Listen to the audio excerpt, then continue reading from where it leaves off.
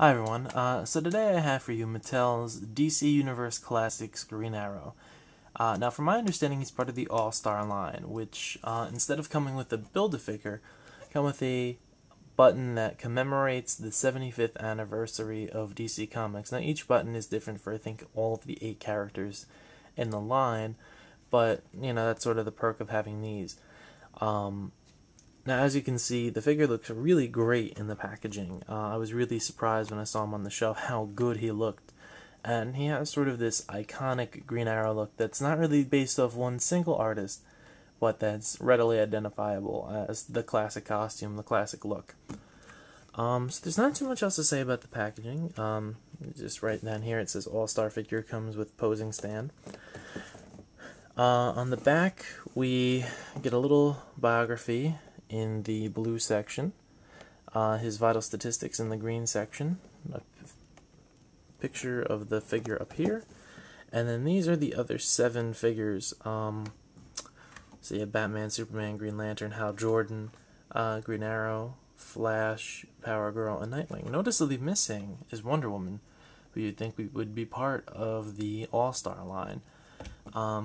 But, you know, if you've been reading the comics in the past few years, you know the big push has been for Green Lantern. It's become its own little section in the DC Universe. So, you know, interesting representation of the top 7 characters at DC right now. So, let's open up the figure and we'll talk a little bit more about him. Okay, so here we have the figure out of his packaging, but first I just want to touch on the little button that he comes with. It's actually a Green Lantern Green Arrow button, and I believe it's the cover to Green Lantern Green Arrow number 100. I'm happy to get it. It's got to go in my bag right next to my Green Lantern button probably, so a nice little addendum. So I also want to touch on the novelty arrows that you get. You get the boxing glove arrow, the bola arrow, the time bomb arrow. You can't really make it out, but it has a little time readout right there. And then you get, I believe, the glue arrow.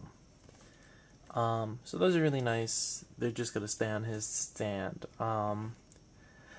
As you can see, he's holding his bow, which is a long bow. I'm very happy about that. In the packaging, it looks a little cut short up here. So I thought it might have been a recurve bow, but the bow is nice. There's only one problem with it. The arrow that it has on it is molded to it, and the hand that holds the bow is molded closed.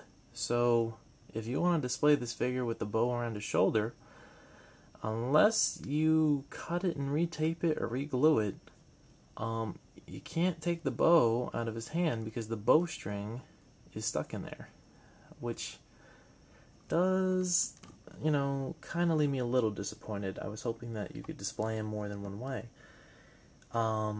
especially because the back packaging shows him holding holding the bow by the main body. You know, so if you put it down, it looks bad. No archer in his right mind would hold the bow by its string. So that's a small problem. The other problem I have with the figure, and it's minor, is that his quiver can't hold the novelty arrows. You know, because there's no actual way to display them other than just by lying them at his feet, which is fine. That's not a huge problem. But this problem with the bow aside, the figure is awesome. The costume looks great. I'm really happy about that. I love this costume in particular. You know, a Neil Adams design, even though this figure's not really based off of a Neil Adams Green Arrow. So, you know, you have the tunic with the laces, the little belt with a G on it. He's got the leggings and the boots, and he's got his gloves and armbands on both hands.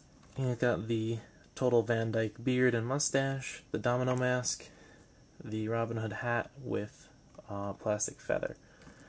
So, you know, all around, I'm really happy with this figure. He looks really good.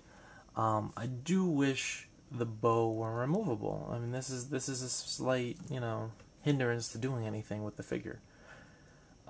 He does come with a clear blue stand, which hopefully maybe I can, you know, jimmy a position up for him. But really, oh yes, I forgot to mention, his other hand is molded into this claw-like thing to hold the front of the bow. I originally thought that this was just each of the fingers in the fist were articulated and you can roll them in and out. That's not the case. He does have wrist articulation so that you can sort of jimmy it into a different position of holding the bow. And he has wrist articulation over here too, which doesn't really make that much sense if it's got to be locked into position like that. Still, despite those two little flaws of permanently holding the bow and the small quiver, what a great figure. I'm so happy to have him on my bookshelf. So thanks for watching, guys. I hope you've enjoyed this. I hope it's given you some thoughts on what to do about picking this figure up. It's probably the only figure I'm going to get from this line. I already have a Hal, so I don't really need another one. And the other ones just aren't really that special to me. I might pick up the 90s Superboy that they're putting out for the 75th anniversary. I haven't decided yet. Well, thanks for watching, and have a good day.